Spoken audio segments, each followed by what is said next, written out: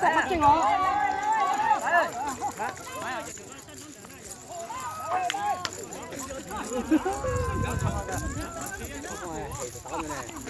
Nó to hết chừng nó. Giờ tôi nó đều nếu mà được tan lá này nghe đi cái cua này. Bây giờ cái chân một tờ chân này như cho. Anh này sao lại chân một tờ cho.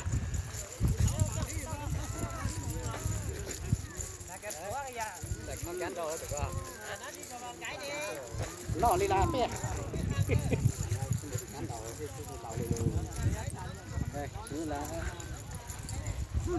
Lâu rồi.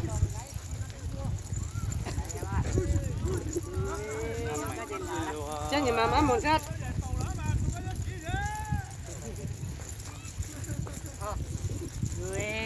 Nó cho chủ yếu phải chịu đấy hả dạ?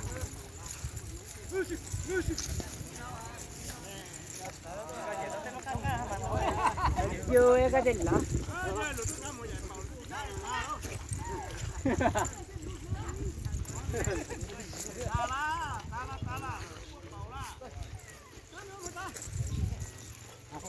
Nhưng mà chụp bầu rồi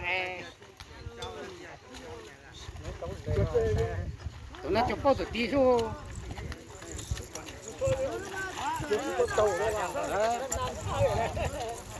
sao là những bầu rồi sao nó lùn à mày nó sao được chúa chân đâu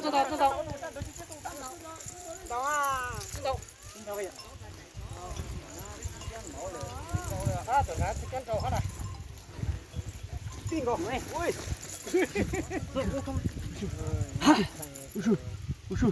Bay tạt thôi, bay tuột. Ủa lên nó cũng được các cụ khăn câu dứt.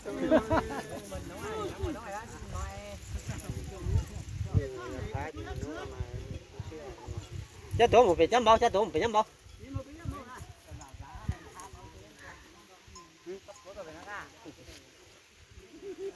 Hạt tiền cú dân thế gì thế giờ cú chín thế này chín thay vô lấy vô tiền. Đâu là?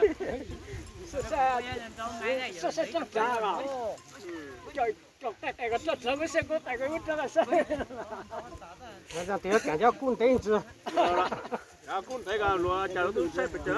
Cái cán đó nè. Cái cán đó mày thôi tham sáu thật lúa. Mong ngồi thịt lưu thì cái à thịt sáu món gì à. Tôi biết giờ. Ô, bố chỉ ăn tàu thì tàu à cái. Nhiều xe là cái gì bao thì giờ.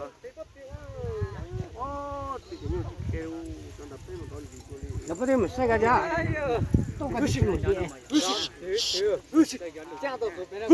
Mà lấy đó một cái này. lấy một cái tốt. Chết rồi chút chứ. Đâu mà cha, cha một tiền thì cha. Cầm con rồi lấy mà. Cầm một cái đấy. Tôi cái cha cái hai điều. Cái nó cha của tôi cái hai cái phần đó trừ cho nó thân bóng đá mà. Giờ cái cha thì tôi là cái nó chỉ mang tầm đây chưa biết cha tôi là. Cái nó cha tôi tôi thế. Còn tụi mà có đi này ta cha tôi sửa được cho nó. Cầm mà lấy. Tôi đã tới nhà. Cho cái tám phải một thì cái rất luôn. Ta chú nên nó cho những cái này cho nó chi một lại là sao hả? Vậy tôi chấm.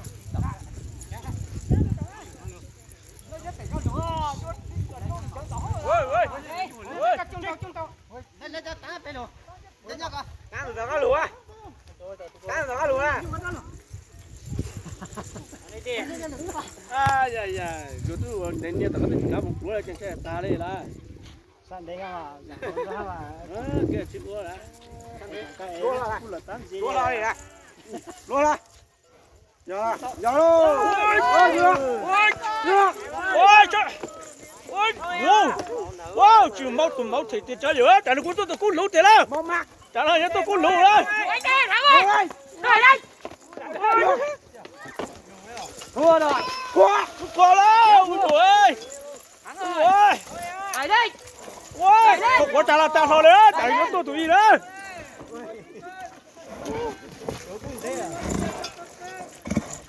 Thôi.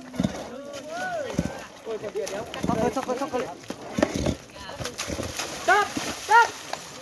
Bang. Giờ con nhỏ thế hả ô? Mất rồi, bây giờ chạy rồi. Sao tụi luôn đọc kính rồi hả ơi? Mất giải rồi. Quay ơi. ui ui ui chạy ui ui ui chạy ngay ui thằng già chạy ui ui giờ trả đó mất đấy rồi đấy đấy ui thắng rồi ui đấy chết từ lo nhẹ đó đấy Được kêu tôi.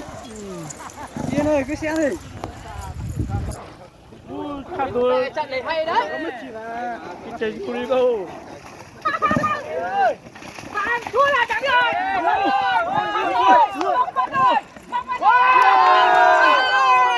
ông Trang ơi ông Trang